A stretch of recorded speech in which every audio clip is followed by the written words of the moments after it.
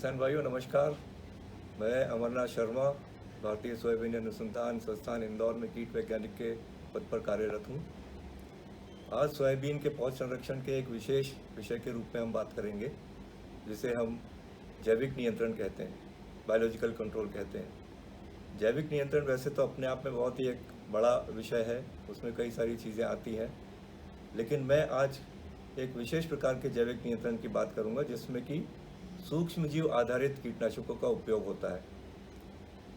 भाई आपने देखा होगा कि कई बार सोयाबीन की जो सेमिलूपर है, अर्धकुंडलक इल्ली है, वो पत्ती की निचली सतह पे सफ़ेद सफ़ेद हो जाती है और मर जाती है। ये एक फफूंद द्वारा मारी जाती है, जिसको कि हम ब्यूवेरिया बेसियाना बोलते हैं।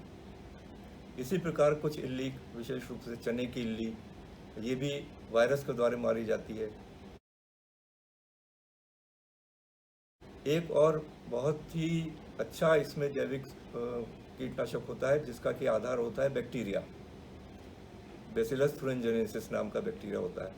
तो ये तीन प्रकार के जो सूक्ष्म जीव हैं, फंगस है, फफूंद है, एक बैक्टीरिया है और वायरस है, ये तीनों ही प्रकार के सूक्ष्म जीव आधारित कीटनाशक आजकल बाज़ार में उपलब्ध हैं और इनका अगर हम उपयोग करते हैं तो काफ़ी हद तक हम इस प्रकार की इल्लियों को मार सकते हैं, जिसमें कि हरी अर्धकुंडलक इल्ली आ जाती है, सेमिलूपर आ जाता है, तंबाकू की इल्ली आती है, चने की इल्ली भी आ जाती है। तो इनका अगर प्रयोग करें, और इनकी विशेष मात्रा बहुत ज़्यादा नहीं होती, इनको सिर्फ 1 किलो या 1 लीटर प्रति हेक्टेयर के हिसाब से डाला जाता है बैक्टीरिया और फफूंद को। जो न्यूक्लियर पोलियोहाइड्रेसिस वायरस है, NPV है, उसका डोज होता है 250 LE प्रति हेक्टेयर। इनका अगर आप इल्लियों की छोटी अवस्था में इसका प्रयोग कर देंगे तो लगभग 80 से 90% तक इल्लियाँ मर जाती हैं।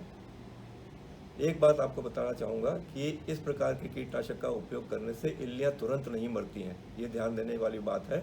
जैसा कि रासायनिक कीटनाशकों में होता है, इल्लियाँ तुरंत मरने लगती हैं, लेकिन इसमें इल्लियों की मरने की प्रक्रिया करीब 24 से 48 घंटे बाद होती है।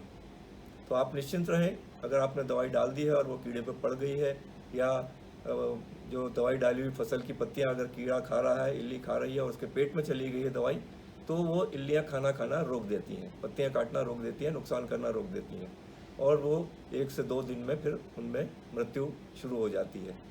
तो इल्लियों को जिंदा देखते हुए आप चिंता मत करें, वो 1-2 दिन में मरेंगी ज़रूर। दूसरी एक विधि बहुत अच्छी है जो कि जैविक नियंत्रण के अंदर में ही आता है, जिसमें कि फेरोमोन का उपयोग करते हैं हम। फेरोमोन एक बहुत ही सस्ता उपाय है, बहुत ज़्यादा इसमें पैसा खर्च नहीं होता, 50-60 रुपये में आपका फेरोमोन का ट्रैप आ जाता है। और विशेष रूप से तंबाकू की इल्ली और चने की इल्ली के लिए फेरोमोन उपलब्ध हैं, फेरोमोन के कैप्सूल उपलब्ध हैं, उसके लेवर उपलब्ध हैं। तो इनका अगर हम उपयोग करेंगे तो आपके खेतों में इन दोनों कीड़ों का प्रकोप कब प्रारंभ हो रहा है ये पता चल सकता है। और अगर इस तरह के ज़्यादा हमने ट्रैप लगा दिए, 1 बीघा में 7-8 फेरोमोन ट्रैप लगा दिए, तो कई तादाद में, बहुत सी बड़ी तादाद में इन जातियों के नर पतंगे आके उसमें इकट्ठे हो जाएंगे और मर जाएंगे। जब नर पतंगे इसमें आ जाते हैं तो वो मादा से मिल नहीं पाते, और इसके फलस्वरूप जो मादा जो अंडे देती है वो स्टेराइल होते हैं, मतलब उसमें से इल्लियाँ नहीं निकलती हैं। तो ये एक बहुत ही अच्छा उपाय है दोनों के लिए। आपके खेत में कीड़ों का प्रकोप कब हो रहा है, इन 2 प्रकार के कीड़ों का प्रकोप कब हो रहा है वो जानने के लिए, और अगर बड़े स्तर पर लगा देंगे तो उसको हम बोलते हैं मास ट्रैपिंग, यानी कि अधिक तादाद में कीड़ों को पकड़ना, वो भी संभव हो सकता है। तो इन 2 प्रकार के जैविक विधियों से अगर आप सोयाबीन में कीट प्रबंधन करेंगे तो आगे आने वाले समय में रासायनिक कीटनाशकों की ज़रूरत कम पड़ेगी। मैं ये नहीं कहता कि रासायनिक कीटनाशक नहीं डालना चाहिए, ज़रूरत पड़ने पर बिल्कुल डालना चाहिए, और ये सावधानी रखनी चाहिए कि जो कीटनाशक अनुशंसित है सोयाबीन में उपयोग के लिए, जितनी मात्रा में अनुशंसित है और जितना पानी उनके लिए अनुशंसित है, उसका अगर सही आप करेंगे तो निश्चित ही आपको उसका फ़ायदा मिलेगा। किसान भाइयों, आशा करता हूँ कि ये जानकारी आपके लिए लाभकारी होगी और आप इसका अनुसरण करके अपना फ़ायदा ले सकेंगे। धन्यवाद।